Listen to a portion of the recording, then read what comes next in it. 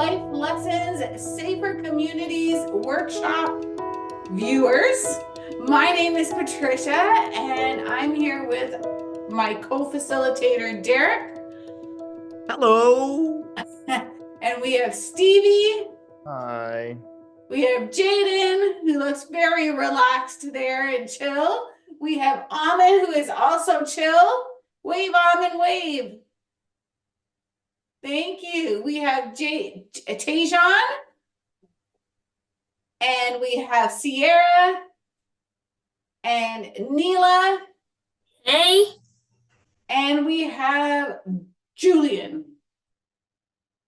So welcome back. Today we're going to talk about kind of a little bit of a not yucky, but sort of not a very fun topic, but a topic that we do need to listen and learn about and discuss because it happens. Okay. And part of the reason why we're doing the Safer Communities workshops is to help make our community safer. And the only way that we can make our community safer is by understanding what the different components of our community are, what types of interactions we may have, and how we can help respond in a kinder and safer way. Because if all of us take the time to learn and understand, then together we can start making small, kinder interactions that grow bigger and bigger and bigger. And hopefully we all feel safer in our homes and outside of our homes. So we're talking today about violence and about how violence hurts everyone. What does that mean? Violence hurts everyone. You mean make them upset or what? Yeah, I mean, like, for example, if you see me take Derek's glasses, okay, and I'm like, hey, Derek, I want to see your glasses without asking him, how is that going to make you feel, Julian? Well, I'd be very upset if I saw that. Why would you be upset? Well, I knew you stole it without asking. Excellent. And that's an example, okay? That even though I didn't take your glasses or didn't do anything to you, you still, by observing something that was unkind and violent, it affected you, right? Okay, so that's what it means when it says that violence hurts everyone. So we have different kinds of violence. What's an example of physical violence? Neela? When you get violent with someone? Yeah. Yeah. When somebody physically is violent to you, what do they do? What can they do to you, maybe? They can push you. Perfect. They push you. Okay, so pushing is definitely an example of physical violence, anything to do with your body, okay, your head, your shoulders, your chest, your trunk, your legs, anything, right? And somebody physically hurts you. What about verbal? What's an example of verbal violence? Tajon? That's a great one. I could answer that. Like pretty much, swearing at someone, saying, F you, you're, F word, and a bunch of other words. I'm not gonna say it because I swear, like, at home and with friends, but like this is a public setting, professional stuff.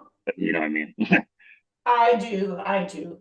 And thank you for showing that respect to our viewers and especially respect to our fellow participants, right? Yeah, the kids are gonna be watching. I want to try to be a decent role model, so I need to keep my, swearing in check.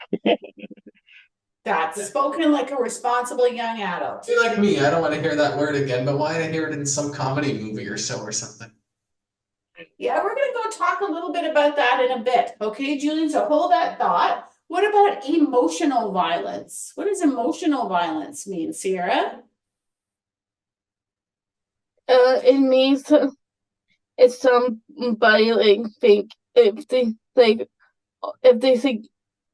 if they give you money and you don't want them to give you the money to them, Mm-hmm. and then they take it away, and then they take the money, well, and they run away with the money. Okay. Yeah, how would that make you feel if somebody took something of yours? I'll feel mad and upset. Hmm. Okay. So upset, mad, okay, hurt, okay, our feelings, right? So emotional violence is when somebody not only maybe does something physically to you, but it's how you feel about something that someone has done to you that they do to make you feel purposely upset, right? Okay, so there are different kinds of violences, and I know that we've talked about different forms of violence in other workshops. So one of the things that we talked about when you are in different situation is being around your trusted peeps, right? Because when you're in situations, if you're around people that you trust together, you guys can work together to make it a safer community. Right? So, Jaden, who would be somebody that you hang out with outside of your house that you really trust? Stevie. Stevie? Amazing. Okay. And what is Stevie to you, Jaden? We go to school together. Excellent. So, Jaden, if Stevie saw somebody doing something unkind to you, what would Stevie do you think? Stop them. Excellent. Okay, so he'd stick up for you, right? That's called sticking up. Right? A trusted person doesn't just take off on you when something's happening that's not safe or not kind or maybe even violent. Okay, a trusted friend stays with you, helps you, or gets help for you, or helps you leave so that all of you are safe, right? Okay, Amin, what do you think? Who would you hang out with, Amin? When you're not with your mom, who do you hang out with? Birthday boy. No, birthday. What about your cousin? Do you hang out with your cousin now Birthday. sometimes? He's talking about his aunt. No, Oh. birthday. Okay, your aunt. Amin, do you let your mom go out and about once in a while and you hang Yeah. out with your aunt? Will your Yeah. aunt look after you? No. Yes, she will. Yeah. She will. Okay. Perfect. Okay. So having a trusted family member helps you navigate through these difficult situations. Okay. What do you think, Stevie? Who's a trusted peep that you hang out with when you're not with mommy and daddy? I hang out with my family, my aunts and my uncles. Mm-hmm. And what would happen, Stevie? I had a chance to meet your uncle a few months ago. Okay, a very nice gentleman from Montreal, I believe. March 2023. That's already wow. And Stevie, if your uncle saw somebody being mean to you, what do you think your uncle would do? He'd say, "That's okay. We don't do that to the other person." He would stand up for you, right? He would keep you safe. Would your uncle keep you safe? Yeah. Absolutely. Okay, so it's so important for us to know who our trusted peeps are and to make sure that we hang out with them, especially when we're going into new or different situations. And I was thinking about the same thing that I think Julian was mentioning a little bit earlier in our workshop, and that was about desensitized. Has anybody heard of that word desensitized? Okay, a couple That of is you a new guys word. have. Okay, and that's something that a lot of studies and research has gone into over the last few years about violence.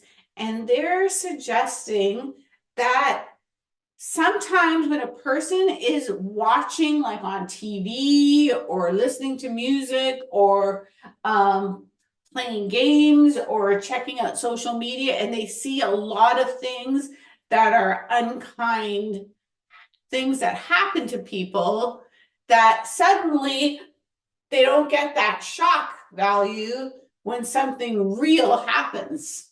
Okay, and that's called being desensitized. Tejan, what do you think about that? Do you think that's an accurate reflection of what's I'm, happening now? I'm glad you asked me because that I've heard that word a lot, and that basically means that in like media and even real life, when you look up, about people who do awful things, it's mostly because of their mental health. It's like they're psychologically, not right in the head. It has to do with like past trauma from their childhood, PTSD, or they just grew up like that. It has to do with the brain psychologically, you know? A lot of that stuff has to do with your mental health and like your environment too. Makes you who you are. If you're like in a really messed up environment, poor environment where there's crime, you're gonna get desensitized. You're gonna get used to that kind of behavior, and you might act on it, especially when you're a kid and you have a lack of a father figure or role model in your life. It happens to millions of people. So Oh, that's a very actually mature way of looking at it that I wasn't even thinking about, Tejan. Thank I've you. seen And you that know what? It's before. a very respectful way as a member of the community of approaching a situation with empathy and sympathy, for other people. So I'm going to actually just stop there because that is like brilliant. And I'm going to pass it on to Derek to take us away and go with it. All right. All right. Life lesson co-hosts. It's all a warm-up. Can you say hi? Hello. Hi.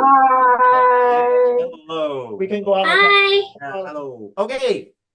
Violence. Not the happiest of topics, but it has exist throughout grandfathers, great grandfathers, and so on, right? Throughout our time. Now, violence in the media. And I do want to say on today, what's today's date? February 27th. 27th. Happy, are you listening? Happy National Pokemon Day. Yeah. All right. I didn't know that. Years ago, it was Pokemon and these simple cartoon figures and games and that more experienced people like Patricia and I used to play, right? Neela, did you want to say something about National Pokemon Day? Yeah, there's something. People used never trade your Pokemon cards. Right. You And could I, get tricked. yes. And I remember teaching, and I was like, well, I started about 30 years ago, and there was some violence that went on. And you're right, Neela, around the trading of Pokemon cards and that. But I think it really relates to this book here, and it's entitled, what's the title of the book, Stevie? Can you help us? Violence in the media. Violence in the media. And that word, desensitization, right? There's so many images that young people are seeing on social media. And Stevie, what's happening that they're not able to deal with? What's the title of this? Violent feelings. Violent feelings, right? And it's really good, as Patricia said, to talk to someone, a trusted adult at school, at work, in the temple, the synagogue, the church, the mosque. It really is important to talk to someone. And not about their age. Well, we're talking about feelings, right?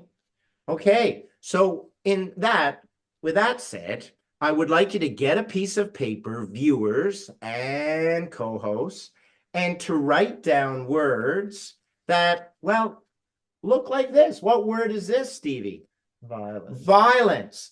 I would like you to write down as many words as you can. That's appropriate to show, right? Not swear words that are connected to violence that we just want to cross out.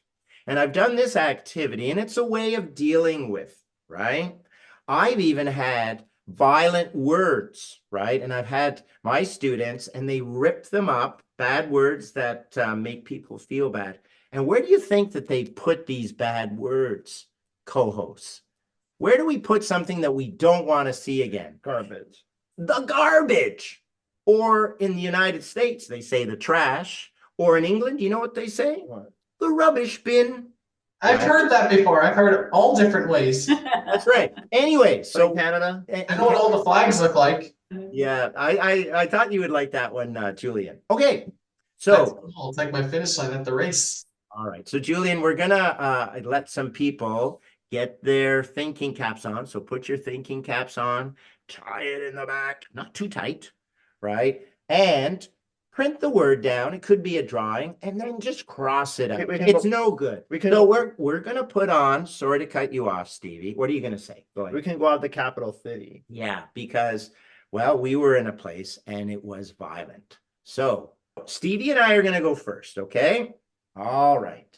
Now, Stevie, what word is this? Put down. Put downs, right? Oh, I had that too. Yeah, I like put ups, right? And I'm sorry, I've got so many here. Okay, I'll just pick two others. One is hate symbols. Now, there are hate symbols throughout history, and even now, I didn't want to draw them here, but cross them out. Anything associated with H-A-T-E, hate. The other is genocide. Get rid of it. I'm just going to stop there. Stevie, do you know what genocide is? What is it? Well, I'm going to ask our co-host. Co-host, do you know what a genocide, and that has to do with violence. Anyone know what genocide is? Tejan, you're shaking your head. Do you know what it is, sir? Yeah, it has something to do with, a group of people who don't like a certain type of people for the way they look. Pretty much what happened. I'm trying to remember what happened a long time ago. It had to do with like a genocide. I just can't remember the name, but it has something Right. to do And sorry to cut you off. Yeah, Okay. for tribal reasons, religious reasons, and Yeah, what happened to like natives and like the Jewish people, stuff like that, pretty much. Yeah.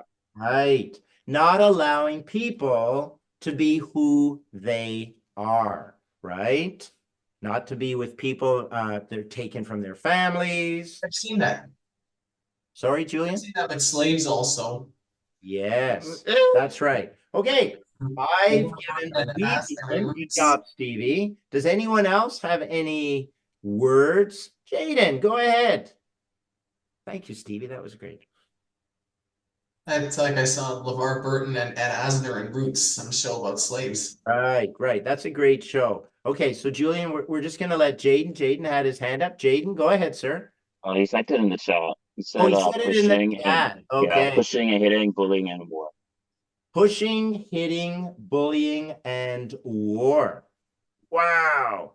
Yeah. Well, you gave a thumbs up, but to all of them, Jaden, let's give a thumbs up. Not to you personally, buddy.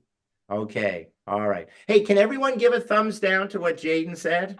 All right. And a thumbs down to genocide and hate symbols. Yeah, let that, okay. Who is next? And then we'll give the thumbs down after that. Sorry, Julian, did you have anything that you wanted to share? I just said that. Well, genocide. What's that mean? That's a new word.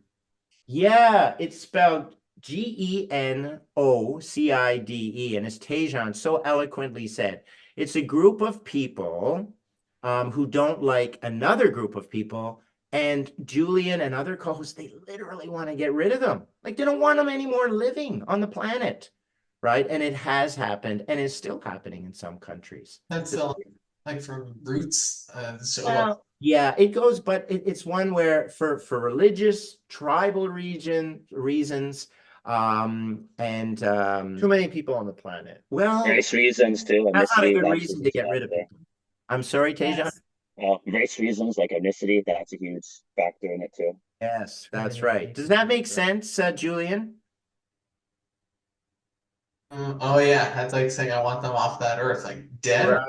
Right. And that's what smart people do. They ask great questions. Like dead. I want them off the earth. Yeah, or they want them moved out of their country, I don't like or they want them, another keyword. Can you repeat after me?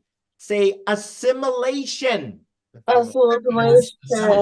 Right. Does anyone know what assimilation means? Never heard it before. Well, that's where they want them assimilated to who they are, right? Get rid of your language. Get rid of your culture. Don't go to your church, your mosque, your synagogue, your temple, Leave your home country. or leave your home country. Get out of here. Why leave your home country? Yeah, because you're not part Or war, of, maybe because of war. because of war. Leave your home one. That's right. Okay. Leave your home So country. Neela or Sierra or Amin or Patricia. Is anyone else?